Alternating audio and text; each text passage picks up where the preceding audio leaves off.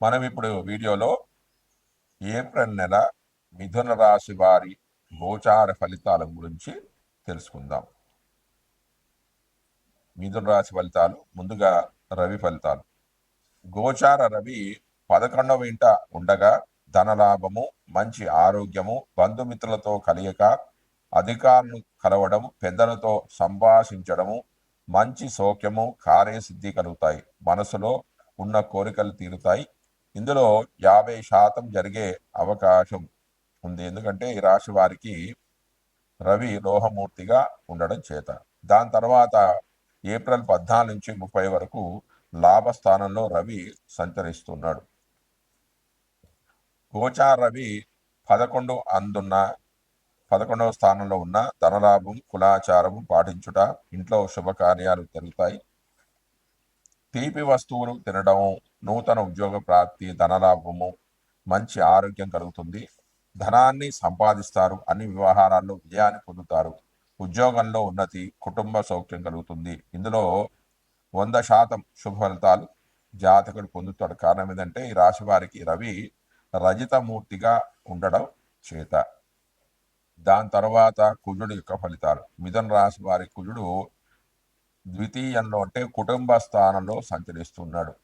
2వ రాశిలో కుజ సంచారం వల్ల శరీరంలో దేహ బలం అనేది తగ్గిపోవడం, మనసుకు శంకలు ఏర్పడడం, అంటే వివిధ రకాలైన ఆలోచనలతో మనసు సతమతమవుతూ ఉంటుంది. పనులు కొన్ని చెడిపోతాయి. చెడు సావాసం చేయడం, భయం, అధికారుల అసంతృప్తి, శత్రు భయం, కఠినంగా మాట్లాడటము, ధన నష్టము, అవమానాలు, ధననాశనం కావడం వంటివి జరుగుతాయి. ఇందులో 50% మాత్రమే జరిగే అవకాశం ఉంది. ఎందుకంటే ఈ రాశి వారికి కుజుడు లోహమూర్తిగా ఉండడం చేత, మరియు ఈ రాశి వారికి ఈ కుజుడికి ఈ రాశి అనేది నీచక్షేత్రం కావడం వల్ల ఆరోగ్యం గురించి కొంచెం ఖర్చులు చేస్తారు. గృహంలో ప్రమాదాలు జరిగే అవకాశం ఉంది. వాహన ప్రమాదాలు కూడా జరుగుతాయి. కాబట్టి వీరు ఆరోగ్యం విషయంలో కొంచెం జాగ్రత్త వహించాలి. వాహన ప్రమాదాలు కూడా జరుగుతాయి కాబట్టి కొంచెం వాహనాలు నడిపేటప్పుడు కొంచెం జాగ్రత్త వహిస్తే చాలా మంచిది. దాని తర్వాత బుధుడు యొక్క ఫలితాలు. మిథున రాశి వారికి బుధుడు 10వ రాశిలో సంచరిస్తూ ఉన్నాడు. 10వ రాశిలో సంచరించే బుధుడు శుభ ఫలితాన్ని ఇస్తాడు. వ్యాపారాల్లో లాభాలు కలుగుతాయి. వృత్తిలో లాభాలు ఉంటాయి. ధనం సంపాదనలు ఉంటాయి. ఆభరణాలు కొనుగోలు చేస్తారు. సర్వ కార్యాలలో విజయాన్ని సాధిస్తారు. ప్రభుత్వ ఆదరణ లభిస్తుంది. అంటే ప్రభుత్వ మూలకంగా రావాల్సిన సహాయ సహకారం లభిస్తాయి. ఇతరుల యొక్క సహకారం కూడా లభిస్తుంది. ఇందులో 75% శుభ ఫలితాలు జాతకుడు పొందే అవకాశం అనేది ఉంది. కారణం ఏంటంటే ఈ రాశిలో బుధుడు రజితమూర్తిగా సంచరిస్తూ ఉండడం చేత. తర్వాత గురుడు యొక్క ఫలితాలు. మిథున రాశి వారి గురుడు వ్యయ భావంలో అంటే 12వ స్థానంలో సంచరిస్తున్నాడు. గోచార గురుడు ద్వాదశ భావంలో సంచరిస్తున్నప్పుడు బంధనాన్ని, అధిక ఖర్చులను, అపార్థాలను కలిగిస్తాడు. నష్టాలను, మరణతుల్య వేదనను, విద్యావిషేకంగా అధిక వ్యయాన్ని కలిగిస్తాడు. సుదూర ప్రయాణాలకు కూడా అవకాశం ఉంది.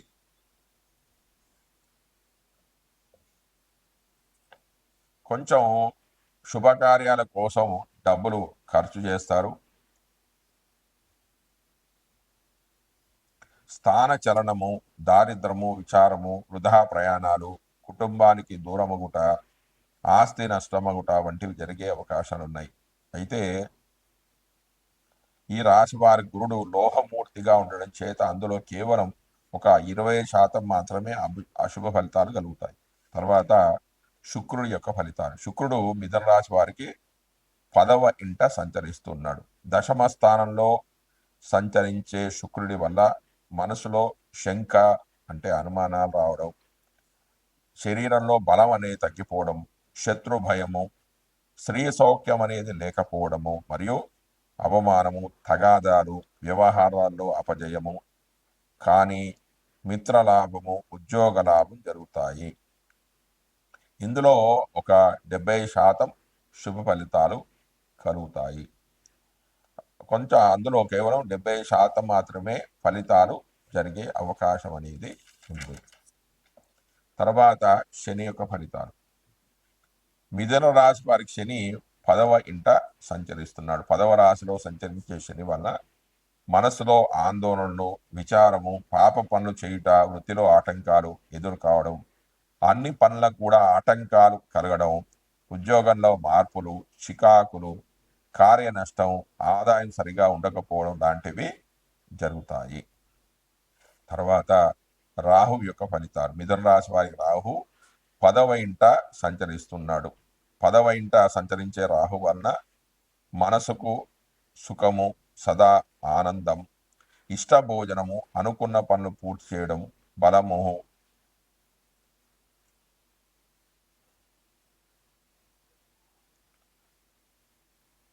అనారోగ్యము, గృహం, నివాస స్థలంలో మార్పులు వంటి మిశ్రమ ఫలితాలు కలుగుతాయి. అంటే ఇందులో ఎక్కువగా శుభ ఫలితాలు, అతి తక్కువగా చెడు ఫలితాలు జరిగే అవకాశం అనేది ఉంది. తర్వాత కేతు యొక్క ఫలితాలు. కేతు మిథున రాశి వారికి 4వ ఇంట సంచరిస్తూ ఉన్నాడు.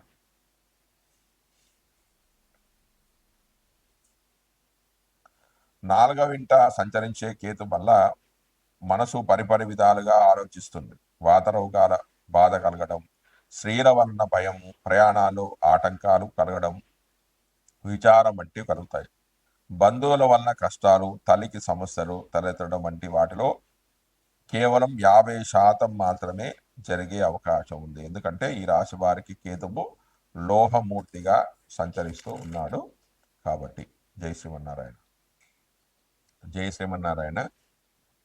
మనం ఇప్పుడు ఈ వీడియోలో ఏప్రిల్ నెల మీనరాశి వారి యొక్క గోచార ఫలితాలు తెలుసుకుందాం. ముందుగా రవి ఫలితాలు. రవి మీనరాశి వారికి జన్మరాశిలోను ఏప్రిల్ 14 నుంచి 30 వరకు ద్వితీయంలోనూ సంచరిస్తూ ఉన్నాడు.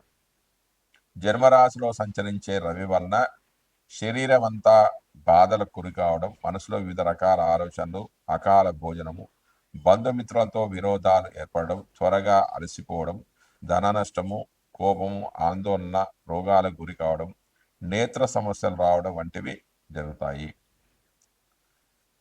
రవి ఈ రాశి వారికి తామ్రమూర్తిగా ఉండడం చేత అందులో 70% అశుభ ఫలితాలు అనేవి గోచరిస్తాయి. ఈ తర్వాత ఏప్రిల్ 14 నుంచి 30 వరకు ద్వితీయంలో రవి సంచారం వల్ల అపార్థాలు, తగాదాలు, మిత్రులతో వైరము, బంధువులతో గొడవలు, ధన వ్యయము, కుటుంబ సభ్యులతో సఖ్యత లేకపోవడం, వాగ్దోషాలు ఏర్పడడం వంటి జరుగుతాయి. మీనరాశి వారికి రవి లోహమూర్తిగా ఉండడం చేత ఈ చెడు ఫలితాల్లో కేవలం ఒక 50% మాత్రమే జరిగే అవకాశాలు అనేవి ఉన్నాయి.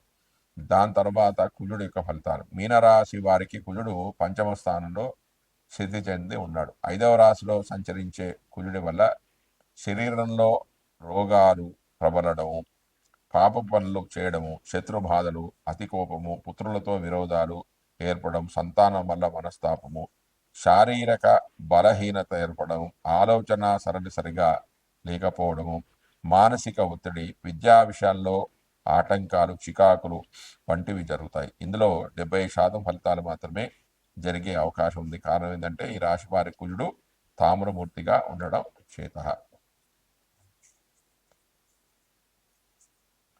మీనరాశి వారికి బుధుడు జన్మరాశిలో సంచరిస్తూ ఉన్నాడు.